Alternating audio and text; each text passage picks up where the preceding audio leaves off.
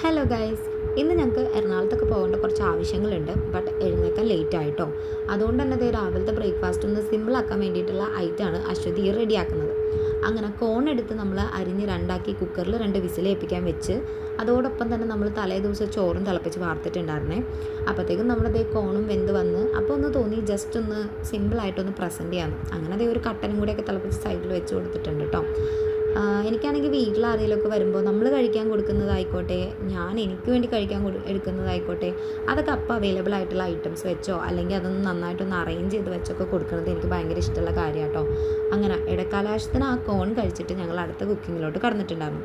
അങ്ങനെ ബ്രേക്ക്ഫാസ്റ്റ് ആക്കാൻ തീരുമാനിച്ചിട്ടുണ്ടായിരുന്ന ദോശേനെ ഞങ്ങളങ്ങ് ലഞ്ചാക്കി. ദോശമാവിൻ്റെ കാര്യം, നമ്മൾ അത്യാവശ്യം നല്ലൊരു ക്വാണ്ടിറ്റിയിൽ മാവ് അരച്ച് വെച്ചിട്ട് പിറ്റേ ദിവസം അതിൽ നിന്ന് കുറച്ചെടുത്ത് മാറ്റി വെക്കും കേട്ടോ നമ്മൾ ഫ്രിഡ്ജിൽ. ഇത് അത്യാവശ്യം നല്ല എയർ ടൈറ്റ് ആയിട്ടുള്ള ഒരു ടിന്നിലാണ് വെക്കുന്നതെന്നുണ്ടെങ്കിൽ ഒരു 2 ദിവസം വരെ നമുക്ക് സുഖമായിട്ട് യൂസ് ചെയ്യാൻ പറ്റും കേട്ടോ ഈ ബാറ്റർ. പിന്നെ സാമ്പാറൊക്കെ വെക്കണമെന്ന് ഞങ്ങൾക്ക് 2 പേർക്ക് ഉണ്ടായിരുന്നു.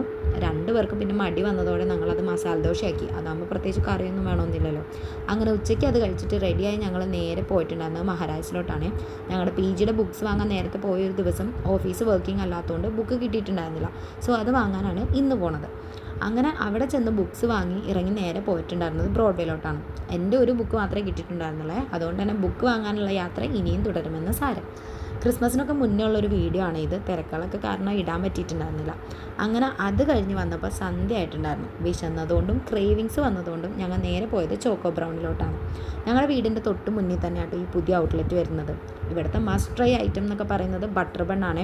വെറും 35 റുപ്പീസ് മാത്രം വരുന്ന ഈ ബട്ടർ ബണ്ണ് അവർ അവനിലൊക്കെ വെച്ചിട്ട് നമുക്കൊന്ന് ചൂടാക്കിയിട്ടൊക്കെ തരുമ്പോൾ ആ ബട്ടർ മെൽറ്റായിട്ടൊക്കെ നമുക്ക് കിട്ടുന്ന ഒരു ടേസ്റ്റ് ഉണ്ടല്ലോ, അത് വേറൊരു ഫീലാണ്.